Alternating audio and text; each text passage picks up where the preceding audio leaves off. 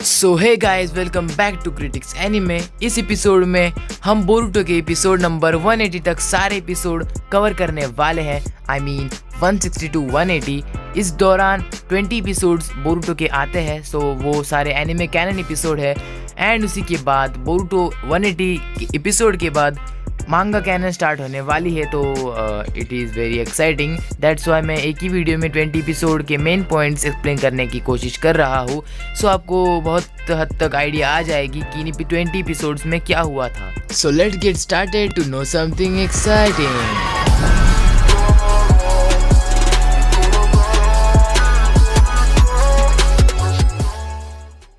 तो previous video में जिन्होंने भी आंसर अकाट्सुकी दिया था वो राइट आंसर है।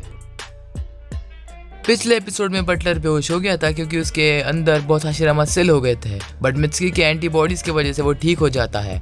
एंड जब बटलर को बोरुटो और उसकी टीम पर विश्वास हो जाता है तो वो उनको अपने एम्प्लॉयर का नाम बता देता है जो कि साकुया होता है। बट उनकी बातें कोई छुप छुप कर यहाँ पर सुन रहा होता है। यहाँ पर मित्सुकी के वजह से बहुत सारे लोगों की जान बच रही होती है। नेक्स्ट सीन में बटलर अपनी लेडी साकुया के बारे में बहुत सारी बातें कर रहा होता है। वो कहता है कि वो बहुत सुंदर है, बहुत ब्यूटीफुल है। By the way this is Sakuya. बंद करो हाथ जोड़ के। मैं वेल मुझे पता है कि ये साकुया बहुत बूढ़ी होती है, बट उसे जवान होना होता है, इसलिए उसे लगता है कि हाशिरामा सेल बूढ़े लोगों को वापस से जवान कर सकता है। जब बटलर बोरुटो और कोनोहामारू को साकुया के पैलेस में लाता है तो वो बोरुटो को चेन से बांध देता है। बटलर कहता है कि जैसे तुमने मुझे इंजेक्शन देकर मुझे ठीक किया था, वैसे तुम तुम्हारे असिस्टेंट को हाशिरामा सेल देकर इन्फेक्टेड कर दो और वापस से ठीक करो। बटलर ये सब इसलिए कर रहा होता है क्योंकि उसे भी उसके रानी की सेफ्टी चाहिए है कि नहीं, इसीलिए वो कहता है कि पहले इस पे ट्राई करो, बाद में हमारे रानी साकुया पर ट्राई करना। पर बोरुटो और कोनोहामारू के पास मित्सुकी का एंटीबॉडी सिर्फ एक ही थी जो उन्होंने बटलर के ऊपर यूज कर ली थी, और उनके पास अब कोई रास्ता नहीं है। इसलिए बोरुटो जल्दी से एक प्लान सोचता है कि वो डायरेक्ट साकुया के रूम में जाएगा और वो हाशिरामा सेल लेके आएगा और यहाँ से भाग जाएंगे। वेल ये तीन बंदर बोरुटो और कोनोहामारू को नहीं छोड़ते, वो इनके पीछे यहाँ पर भी आ जाते हैं। लॉर्ड वेक्टर हाशिरामा सेल की चोरी हो जाने से यहाँ पर किसी से बात कर रहा होता है। वो कहता है कि लैंड ऑफ साइलेंस में शायद ये हाशिरामा सेल चोरी होकर बेची गई थी, हमें कुछ ना कुछ करना होगा। बाय द वे वेक्टर जिससे बात कर रहा होता है वो कारा ऑर्गेनाइजेशन का एक मेंबर होता है और वो कहता है कि मैं हाशिरामा सेल को वापस लाऊंगा। एट द एंड बोरुटो बड़ी मुश्किल से साकुया के रूम में पहुंच जाता है, बहुत कड़ी सिक्योरिटी होने के बावजूद, और उसे वहां पर हाशिरामा सेल नहीं दिखता तो वो हैरान हो जाता है। एंड हम देखते हैं कि जो साकुया होती है वो नीचे गिर जाती है, उसके सिर में कुनाई घुसाई होती है। ऊपर से वो वही लोग आते हैं जो बोरुटो का पीछा कर रहे थे, वो नीचे उतरते हैं। बाय द वे आपको विश्वास नहीं हो रहा होगा पर ये वही लोग हैं जो हमने पिछले एपिसोड में देखे थे, जो कि लड़कियों के रूप में थे। वेल अगर आपने पिछला एपिसोड नहीं देखा तो लिंक डिस्क्रिप्शन में है, जल्दी से जाकर देख लीजिए, उसके सिवा आपको ये वाला एपिसोड समझ नहीं आएगा। साकुया की मरने को खबर लेकर बटलर वहाँ पर आता है, रोने लगता है और कहता है कि लेडी साकुया को तुमने ही मारा है बोरुटो।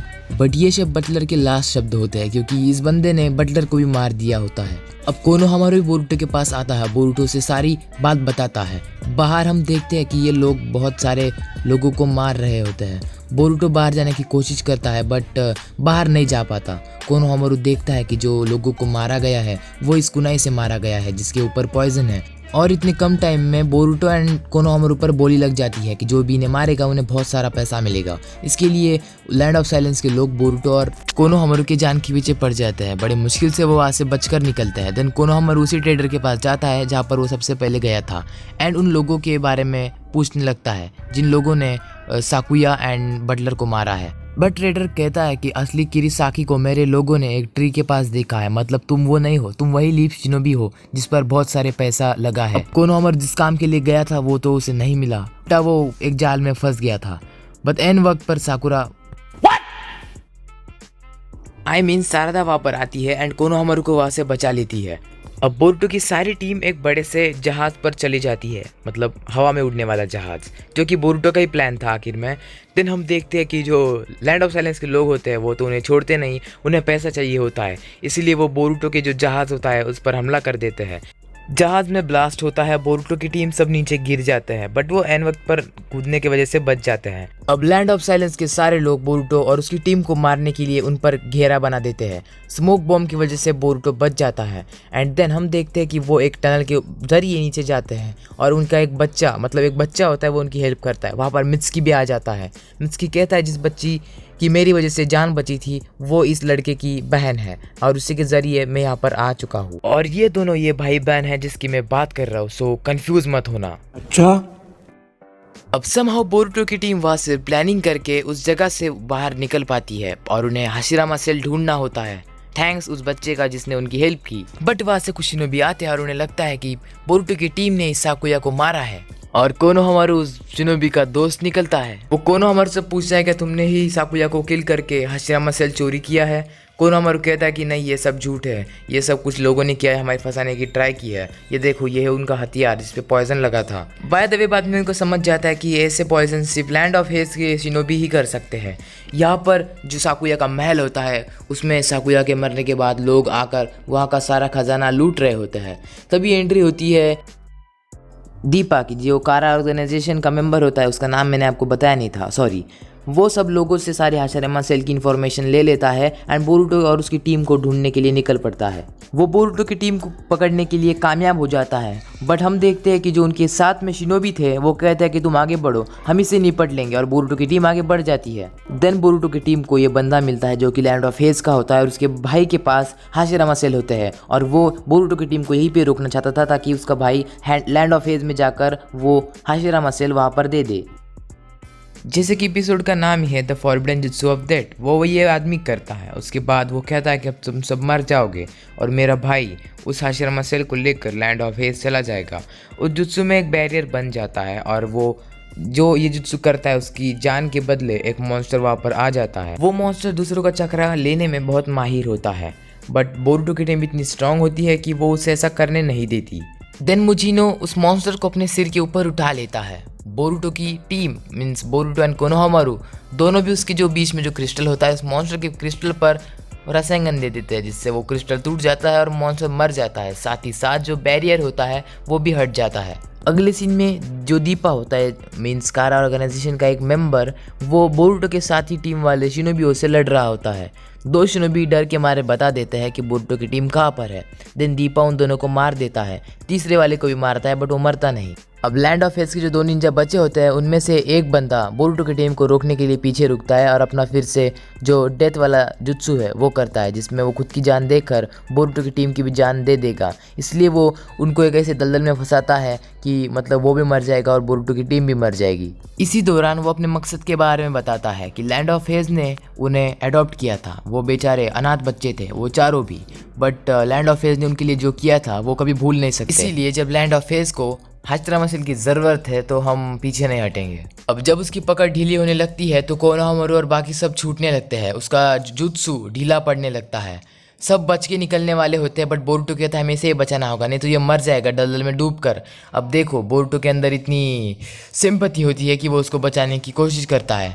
देन जो कारा के वार से बच गया था वो यहाँ पर आकर कहता है वो बंदा हाशिरामा सेल के पीछे पड़ा है और जिसके पास भी हाशिरामा सेल है वो उसको छोड़ेगा नहीं। ये सुनकर जो लैंड ऑफ हेज का जो बंदा होता है वो कहता है कि ऐसा हुआ तो मेरा जान देने का क्या फ़ायदा, इसलिए वो जुत्सु रिलीज कर देता है और सब लोग बच जाते हैं। अब जब वो लैंड ऑफ हेज के दो बंदे एक दूसरे को मिल जाते हैं तो तभी उनके ऊपर अटैक होता है और वो जगह पे ही मर जाते हैं। अब आपको पता चल ही गया होगा कि ये कांड किसका होगा। बिल्कुल सही, दीपा जो कारा का मेंबर होता है वो ऊपर पेड़ पर होता है।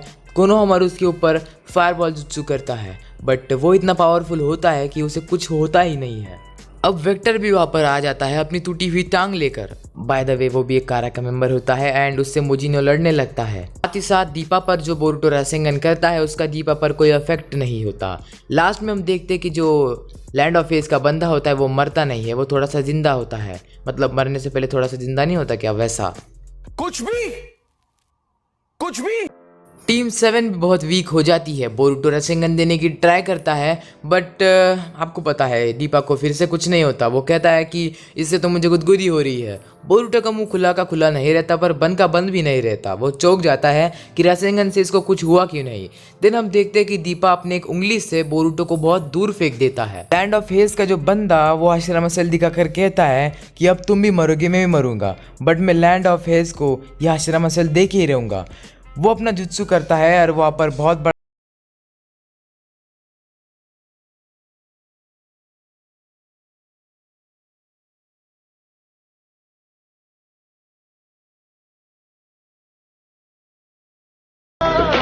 रिजल्ट ये होता है कि लैंड ऑफ हेज का वो बंदा मर जाता है और उसका जो जुत्सु होता है वो भी कुछ काम नहीं आता। यहाँ पर मित्सुकी अपने सेज मोड में आ जाता है और वो कहता है कि मेरे पेरेंट्स ने इसको यूज करने के लिए नहीं कहा था बट मैंने यूज कर लिया। और वो अपने लाइटनिंग स्नेक देता है तो उसी से ही जो दीपा होता है उसे बहुत खतरनाक चोट लगती है। वो पहली बार इतने खतरनाक चोट से गुजरा होगा क्योंकि वो बहुत डेंजरस मूव था। देन मित्सुकी बोरुटो एंड सारदा को लेकर लीफ विलेज चला जाता है। अब जब दीपा और वेक्टर को हाशिरामा सेल मिल गए हैं तो वो भी वहाँ से निकल पड़ते हैं। Then Konohamaru and मुजिनो Boruto and सारदा के पास जाते हैं। कोनोहामारू मित्सुकी को पहले ओरोचिमारू के पास भेजता है और बोरुटो और सारदा को लीफ विलेज ले जाता है। वहाँ पर उसकी ट्रीटमेंट होती है। वो बहुत सीरियस कंडीशन में होते हैं। नारुतो वहाँ पर आकर बहुत इमोशनल हो जाता है बट हुकागे होने के कारण वो अपने बच्चों से कहता है कि कोई बात नहीं, बोरुटो जल्दी से ठीक हो जाएगा। अगले सीन में हम देखते हैं कि ओरोचिमारू कहता है कि मुझे समझ नहीं आ रहा कि उसने ये पावर यूज़ क्यों की, क्योंकि ओरोचिमारू ने उससे पहले भी कहा था कि इस जुत्सु को इस्तेमाल नहीं करना। अब जब कोनोहामारू नारुतो को सब बता देता है कि वहाँ पर क्या हुआ था और वेक्टर कैसा है तो नारुतो कोनोहामारू को इन्वेस्टिगेट करने की मौका देता है। वो कहता है कि तुम वहाँ पर जाओगे और वापस से देखोगे वहाँ पर क्या हो रहा है। यहाँ पर वेक्टर उस हाशिरामा सेल को चेक कर रहा होता है और वो कहता है कि मुझे वो आइटम ला के दो जो मैंने तुमसे कहा है। अब दीपा वो आइटम लाने के लिए निकल पड़ता है।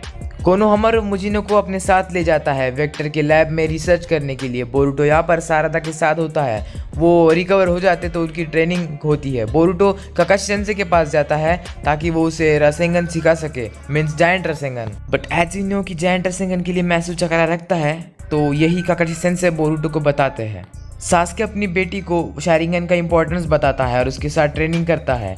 वो उसे थोड़ा सा स्ट्रेंथ देने की कोशिश करता है ताकि वो पावरफुल बने। कोनोहामारू एंड मुजिनो वेक्टर के लैब में एक विजिट के तौर पर आते हैं बट उन्हें मुजिनो का असली रूप सबके सामने लाना था। वो चाय पीने बैठते हैं और बात करने लगते हैं। बात बढ़ जाती है। वेक्टर कहता है कि हाशिरामा सेल हमारी कंपनी ने डेवलप किया है। कोनोहामारू कहता है कि Hashirama cell is the cell of the body of Hashirama Senju जो हमारे विलेज के है और हमारा विलेज ही इसका राइटफुल ओनर है। तुम्हें क्या लगता है?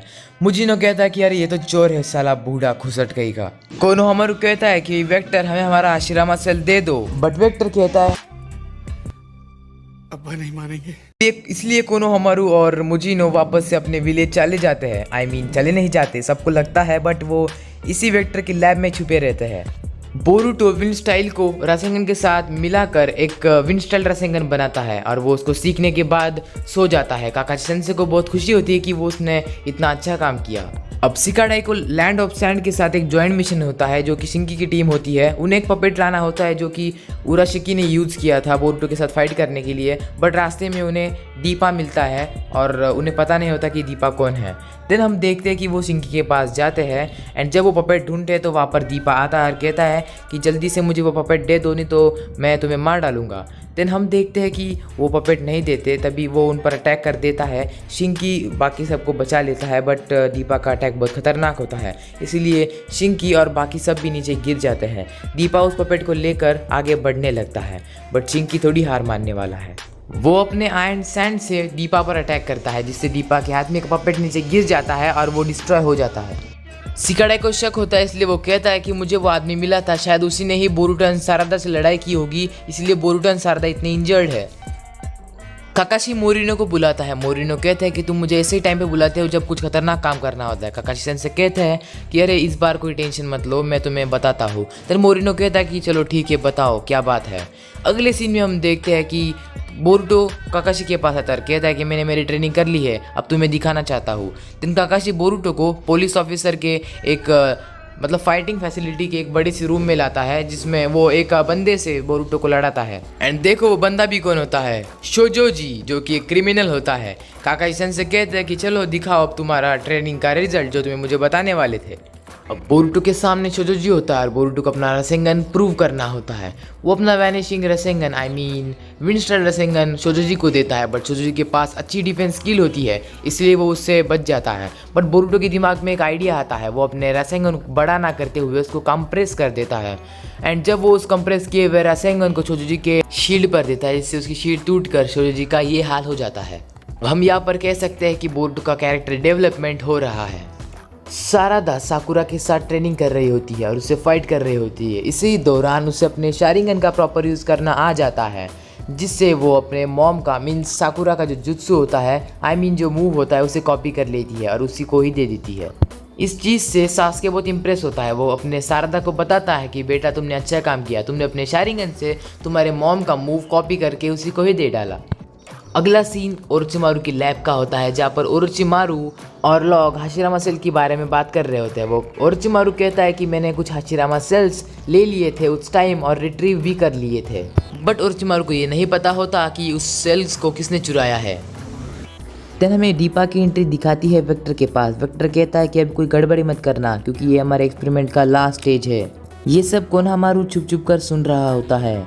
अब लैंड ऑफ वैली के फ्यूडल लॉर्ड वेक्टर की रिसर्च लैब चेक करने आने वाले होते हैं एंड वो बहुत सारी चीज़ें देखते हैं और पूछते हैं कि वो क्या चीज़ है।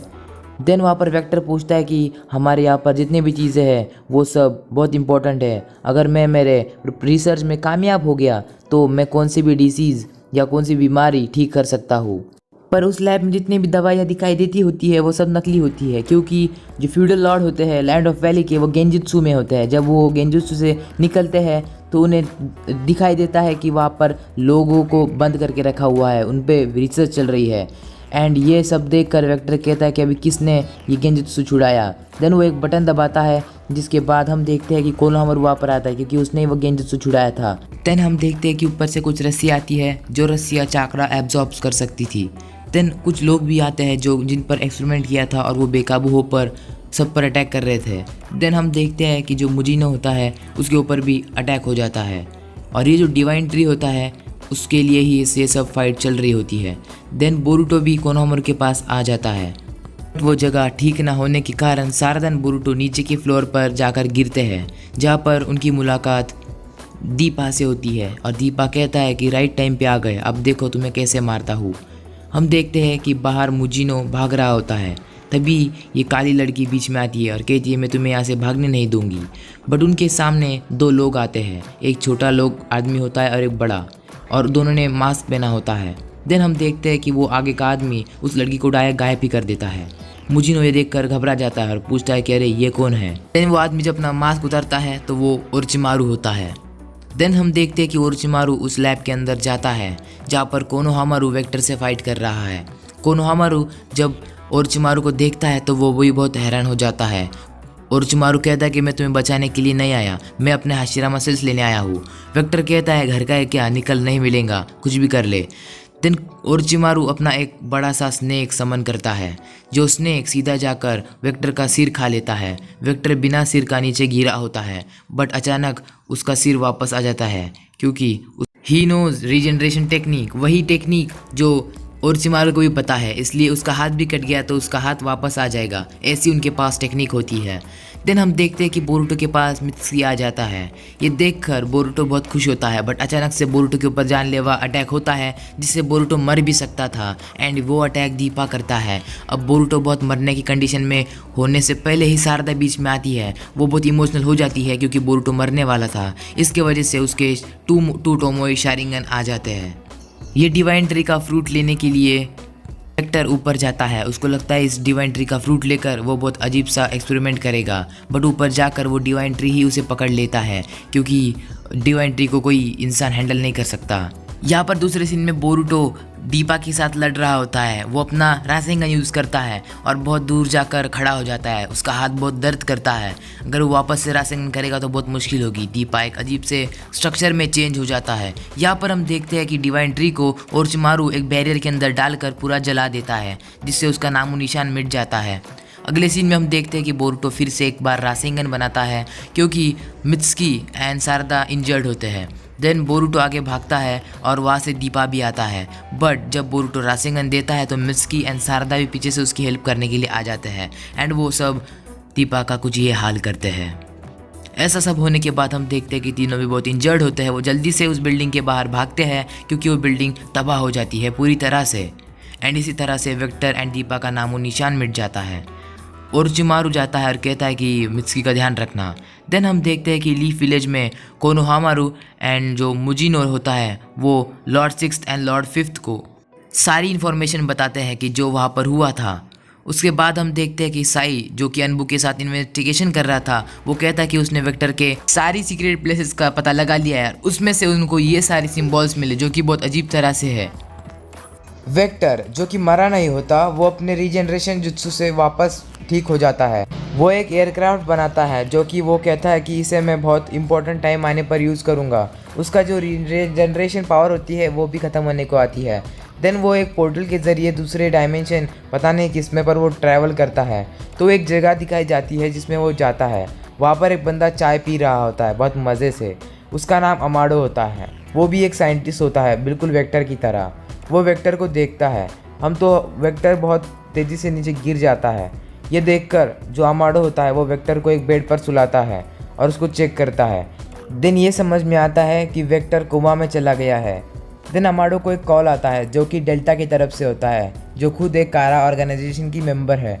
देन हम देखते हैं कि अमाडो जाने के बाद वेक्टर उठता है। वो कहता है कि मैंने खुद कोमा की गोली खा ली थी इसलिए मैं कोमा में चला गया था ताकि मैं अमाडो के लैब में आ सकूँ। देन वो अपना एक छोटी सी मक्खी निकालता है और उसको वेंटिलेशन के ज़रिए एक जगह पर पहुंचाता है जहाँ पर वेसल रखा गया है और वहाँ पे वेसल की सारी इन्फॉर्मेशन अपने पास ले लेता है और वो वेसल का सारा डाटा अपने पास रख लेता है। अगले सीन में हमें डेल्टा दिखाई जाती है जो कि इस एपिसोड में सबसे पहली बार दिखाई गई है। वहाँ पर अमाडो भी हमें पहली बार ही देखने को मिला है। डेल्टा कहती है कि मेरा राइट लेग बराबर काम नहीं कर रहा, मुझे जल्दी से इसे ठीक कराना है। देन अमाडो कहता है कि अभी जो वेक्टर है वो बेड पर सुला हुआ है इसलिए मैं कुछ नहीं कर सकता। यहाँ पर सबसे पहले जिगेन को इंट्रोड्यूस किया जाता है जो कि कारा ऑर्गेनाइजेशन का लीडर होता है। वो अमाडो से कहता है कि हमें हमारे वेसल को दूसरी जगह पर ले जाना होगा। देन वहाँ से वेक्टर आता है। वो कहता है कि मैंने इसके लिए इंतज़ाम करके रखा है, मेरे पास बहुत बड़ी उड़न तश्तरी है जिसमें हम वेसल को ले जा सकते हैं और वो बहुत सेफ भी है। देन जिगेन उसकी बात से मान जाता है। अगले सीन में हमें बोरुटो का सीन दिखाया जाता है जहाँ पे बोरुटो नारुतो के साथ बात कर रहा होता है। वो कह रहा होता है कि चलो 1-on-1 मैच खेल लेंगे। देन नारुतो भी एग्री कर लेता है। In the next scene vessel को उड़न तश्तरी में डाला जाता है एंड उसके बाद अमाडो कहता है कि ये उड़न तश्तरी बहुत हाई डेवलप्ड की गई है और ये बहुत सेफ भी है। देन हम देखते हैं कि उड़न तश्तरी हवा में उड़ने लगती है और जब वो पूरी तरह से हवा में चली जाती है वो इनविजिबल हो जाती है। इससे आप समझ सकते हो कि वो कितनी हाईटेक होगी। उसके बाद हम देखते हैं कि जो वेक्टर होता है उसको समझ में आता है कि उस उड़न तश्तरी में कुछ प्रॉब्लम है एंड वो टूटने वाली है। वो चिल्लाने लगता है। देन हम देखते हैं कि वो उड़न तश्तरी एक जंगल में जाकर गिर जाती है।